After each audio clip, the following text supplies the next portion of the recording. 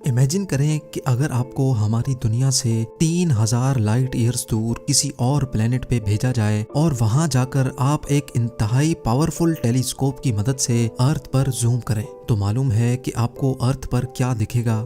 हैरत अंगेज तौर पे आपको अर्थ का वो दौर नजर आएगा जो आज से 3000 साल पहले हुआ करता था, यानी वो दौर जब एंशिएंट इजिप्शियंस पिरामिड्स बनाया करते थे।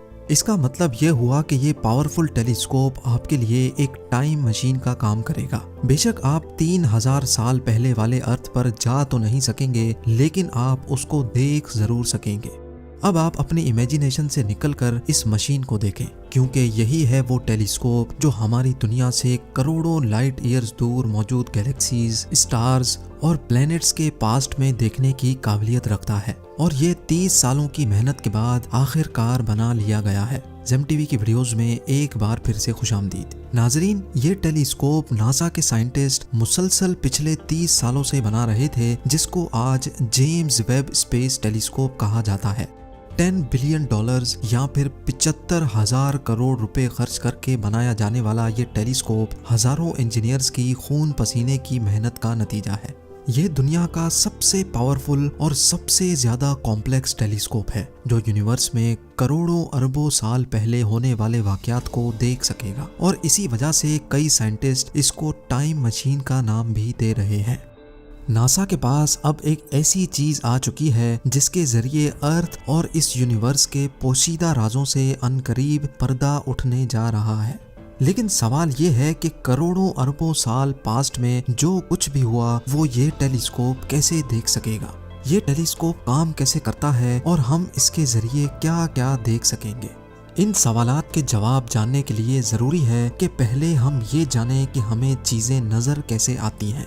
जब हम किसी अंधेरे कमरे में दाखिल होते हैं, बेशक हमारी आंखें उस वक्त खुली हों पर हमें कुछ नजर नहीं आता, लेकिन जैसे ही कमरे में लाइट ऑन की जाती है तो हमें सब कुछ दिखना शुरू हो जाता है। इसका मतलब ये हुआ कि जब कमरे में अंधेरा था तब वो तमाम चीजें वहीं मौजूद थीं पर हमें नजर नहीं आ रही थी। लेकिन लाइट ऑन होने के बाद जब लाइट उन तमाम ऑब्जेक्ट से रिफ्लेक्ट होकर हमारी आंखों पर पड़ी, तब हमें सब कुछ दिखना शुरू हो गया। यानी हमारे किसी भी चीज को देखने के लिए लाइट बहुत ज्यादा इम्पोर्टेंट होती है।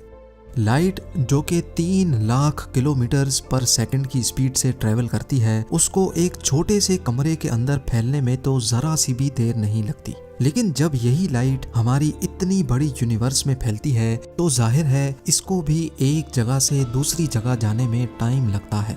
चांद और अर्थ के दरमियान तकरीबन 3,84,000 किलोमीटर का फासला है। सूरज की रोशनी चांद से टकराकर जब अर्थ तक पहुंचती है तभी हमें चांद नजर आता है, और ये रोशनी चांद से अर्थ तक पहुंचने में 1.25 सेकंड लगाती है। इसका मतलब ये हुआ कि जो चांद हम देख रहे होते हैं वो असल में चांद का 1.25 सेकंड पुराना वर्जन होता है। ये तो रहा चांद जो अर्थ से काफी करीब है। दूर जो चमकता तारा आप देख रहे हैं ये है सैटर्न, जो कि हमारे ही सोलर सिस्टम का एक प्लेनेट है। अर्थ से लेकर सैटर्न तक का फासला करीब 160 करोड़ किलोमीटर्स है। लाइट जो कि 3 लाख किलोमीटर्स पर सेकंड की स्पीड से ट्रेवल करती है, इसको सैटर्न से अर्थ तक आने में पूरे 5333 सेकंड या फिर 1.5 घंटा लग जाता है। यानी सैटर्न जो कि हम अर्थ से देख रहे होते हैं ये असल में सैटर्न का 1.5 घंटे पुराना वर्जन होता है। अगर इस वक्त सैटर्न टूटकर 2 टुकड़े भी हो जाए तब भी हमें 1.5 घंटे तक ये ऐसे ही दिखता रहेगा। तो यानी ये कहा जाए कि हम सैटर्न के पास्ट में देख रहे होते हैं तो ये भी गलत नहीं होगा। स्पेस साइंटिस्ट और एस्ट्रोनॉमर्स स्पेस में डिस्टेंस को किलोमीटर्स में नहीं बल्कि लाइट ईयर्स या फिर लाइट आवर्स में नापते हैं। स्पेस में लाइट 1 घंटे तक ट्रेवल करने के बाद जितना भी फासला तय करेगी उस फासले को 1 लाइट आवर कहा जाता है। और अगर यही लाइट स्पेस में 1 साल तक ट्रेवल करने के बाद जितना भी फासला तय करेगी उस फासले को 1 लाइट ईयर कहा जाता है। जैसा कि आपने जाना कि सैटर्न से अर्थ तक लाइट को आने में 1.5 घंटा लगता है, तो हम ये भी कह सकते हैं कि सैटर्न अर्थ से 1.5 लाइट आवर्स दूर है। अब हम चलते हैं अपने सोलर सिस्टम से भी बाहर।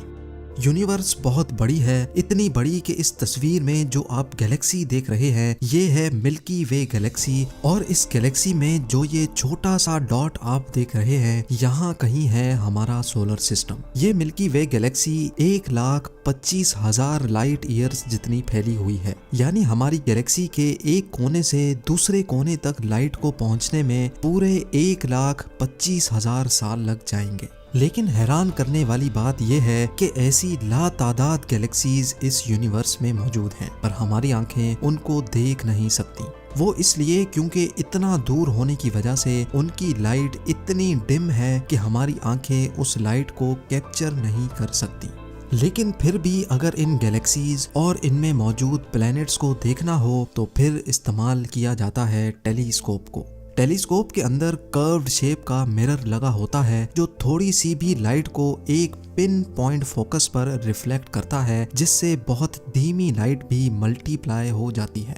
जो टेलीस्कोप जितनी ज्यादा लाइट इकट्ठी कर पाएगा वो उतनी ज्यादा चीजों को स्पेस में देख सकेगा। 1990 में लॉन्च होने वाला हबल टेलीस्कोप हमारे सोलर सिस्टम से 10 बिलियन लाइट ईयर्स दूर मौजूद गैलेक्सीज को भी देख सकता है। हबल के इस सिस्टम को डीप फील्ड भी कहा जाता है। ये वो पिक्चर है जो हबल डीप फील्ड ने कैप्चर की थी और असल में हम इन गैलेक्सीज के पास्ट में देख रहे हैं। इतना पास्ट कि जब हमारी दुनिया भी नहीं बनी थी।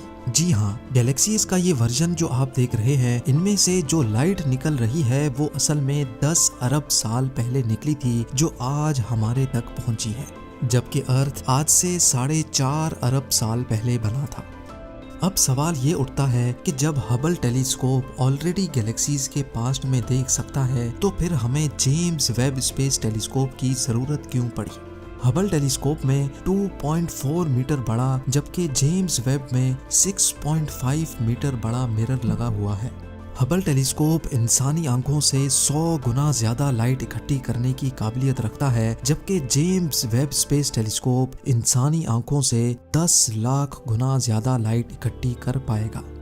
इंजीनियर्स का कहना है कि जेम्स वेब इतना पावरफुल है कि अगर उसको चांद पर रखा जाए तो वो अर्थ पर किसी छोटी सी कैंडल लाइट को भी देख सकता है। ना सिर्फ इतना बल्कि James Webb space telescope infrared light को भी देखने की काबिलियत रखता है।